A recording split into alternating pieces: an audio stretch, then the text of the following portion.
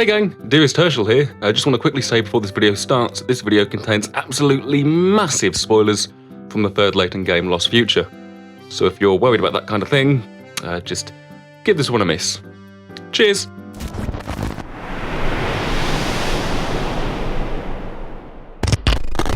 Future London was not all as it seemed. The city said to be about 10 years in the future was actually just beneath our feet the entire time. Well, quite a bit beneath our feet, to be honest. Thanks to the work of Dimitri Allen and Clive Dove, an entire facsimile of the London metropolis was constructed in a subterranean cavern beneath the city itself, linked only to the present by a lift in the back room of a curious clock shop. And while it's wise to assume that most of it was unpopulated and just for show, the pair did an incredible amount of work to create a realistic disguise for Layton and Co to discover. Using just NPCs and characters in cutscenes, we can see that the city is populated by at least 125 people.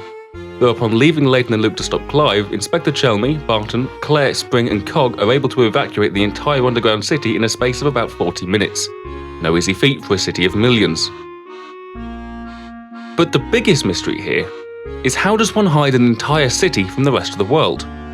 With London's intense network of underground railways, foot tunnels and sewage pipes, we'd have to be some great distance beneath the surface for a whole metropolis to go unnoticed, surely.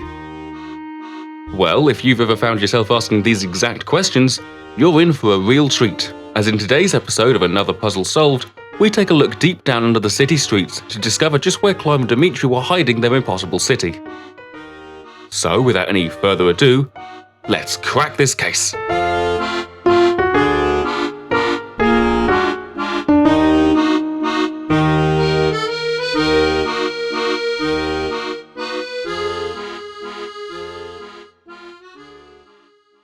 Throughout the game, it's never really revealed where specifically in London the events of Lost Future take place, other than the fact that it's in the borough of Baldwin.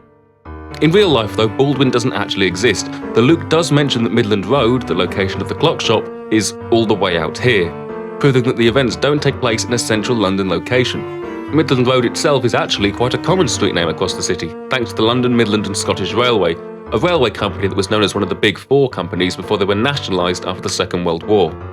However, instead of trying to find somewhere in London linked to Midland Road, we can actually tell where the events take place based on cutscene 28, where Clive's towering stronghold breaks through the top of the cavern into real, present London. By lining up the curve in the river with the Thames above ground, we can prove that this piece of land is the Isle of Dogs, putting the events of the game around Greenwich.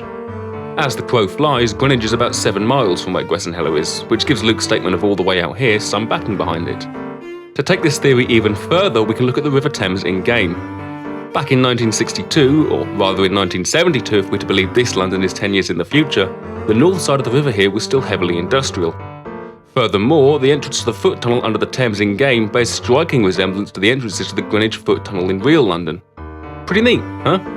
Knowing that we're now working in the area surrounding Greenwich, we can look at what the deepest structures are in this area to know the minimal depth the top of the cavern could be. Now, the London Underground is infamous for its poor service in South London. Just a quick look at the current tube map shows the majority of stations on the north side of the river, with only the Docklands Light Railway and overground services in the area around Greenwich and the Isle of Dogs. In fact, if we compare that to a map of the tube network from the 1960s, the furthest south you can reach is New Cross in Lewisham, an overground station, still about a mile from the area we're looking at. Just to be safe though, it was worth it to create a radius of the built-up areas around the city that Layton and Luke explore, as if any tube tunnels were to enter that radius, it would mean the city would have to be a bit deeper. Now, unfortunately, the map of the explorable area and the background images of each location are too inconsistent to be able to get an exact area. Let's assume the events of the game take place in a 3-mile radius of the Greenwich Foot Tunnel, on the south side of the Thames. And luckily for us, and Clive for that matter, no underground line would ever enter this radius, meaning that the deepest thing above future London would be the Greenwich Foot Tunnel itself, at about 50 feet below the surface. Let's add about 30 feet more for extra safety, and we can now say that the height of the underground city is about 80 feet below the real London. But that's not quite good enough. Sure, we now know where the top of the cave is, but what about the bottom? Well, in order to solve that, we'd need to measure something that reaches from the very top of the cavern all the way down to the floor. The clock shop lift would be the obvious choice, though unfortunately the height of the building is never truly shown. The towering pagoda could be another tall structure, but this time the building is too small and doesn't come close to the surface level. However, if we look away from the more permanent buildings, we can turn our attention towards Clive's mobile fortress, something that reaches from the very bottom of the cavern, having stepped on the Thames Arms, to almost the very top of it. The only question was, how are we going to measure that? As discussed in episode 2 of APS, we needed to find something common that already had a clear set of measurements and then line that up against the fortress to calculate its height. Now, while we don't have any heights for the characters on the fortress, we do have a vehicle, the Leightonmobile. It's been established several times in guidebooks and elsewhere that Leighton's car is a modified Citroen 2CV, with a higher roof to accommodate his hat while driving. This would eliminate the height of the vehicle from being the comparative feature, but another part of the car remains unaffected by Leighton's modifications: the wheels. The tyres on a 2CV were originally designed by Michelin, and in 1960 the company started using 125 SR15s on the vehicle. However, knowing that Leighton owned the car as early as 1958, the tyres would have more likely been 125 R400s, which had a height of about 16 inches. Using this height, we can look at a side profile view of the Leightonmobile to calculate how many wheel heights fit into the full height of the car. Just under 3.5 wheels, so about 54 inches in total, or 4.5 feet. Knowing this, we can now look for shots where the Leightonmobile is next to an identifiable part of the fortress.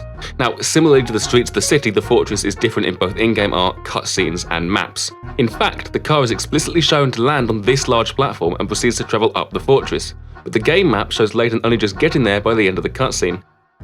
As such, we'd need to identify someone within the cutscene that can also be paired on a map or image showing the full fortress. Thankfully, in Professor Layton's secret book, the Japan-only guidebook, we can see some diagrams of the fortress showing the different platforms on the outside that Layton drives across. In fact, we can even plot the route that he took to get up the shutter. After ramping off this hill, Layton and Luke land on this large platform on the fortress before performing some sick drifts and heading into a tunnel on the left side of the fortress. While it's not 100% clear where this tunnel is on the fortress image, we can see the exit of the tunnel some height up, by looking at these three guns and the structure above it. Layton then proceeds to drive around the side of the fortress before pulling an epic gamer handbrake turn and holding to a stop just before the shutter. Now, if we wind back just a little bit, we can see the tunnel that Layton drives out of can fit about 3 Leightonmobiles' heightways. Thinking back to the height of the car, we can use this information to give us a height of the exit, 13.5 feet or 4 meters and 10 centimeters. Now, moving over to the full image of the fortress, we can see how many times this exit fits into the full height of the fortress, 43.8 times. If we times the height of the exit by the amount of exits that fit into the fortress, we'll finally get a height for the whole thing. And that number is 589.18 feet, approximately. But even still, there's still some space between the top of the fortress and the top of the cavern roof. While there's no clear way to figure this out, let's assume a gap of about 50 feet. This means the cavern is at least 719.18 feet below the ground of real London. But wait, there's more.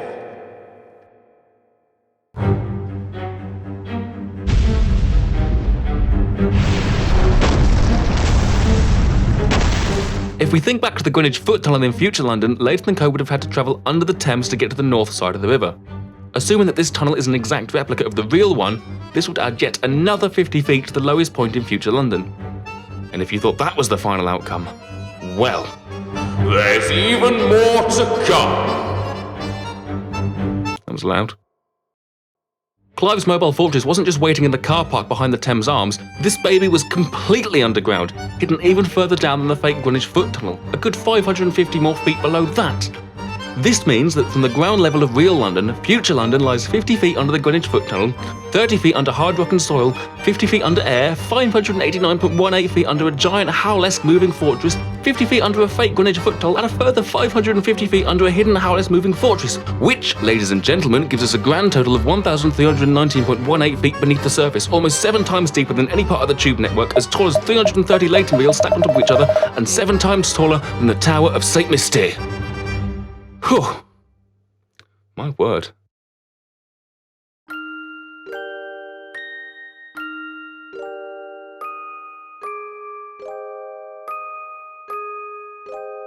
And so, with the depth of future London now firmly understood, that right there is another puzzle solved. And I'm absolutely shattered. Maths is hard, man. See ya.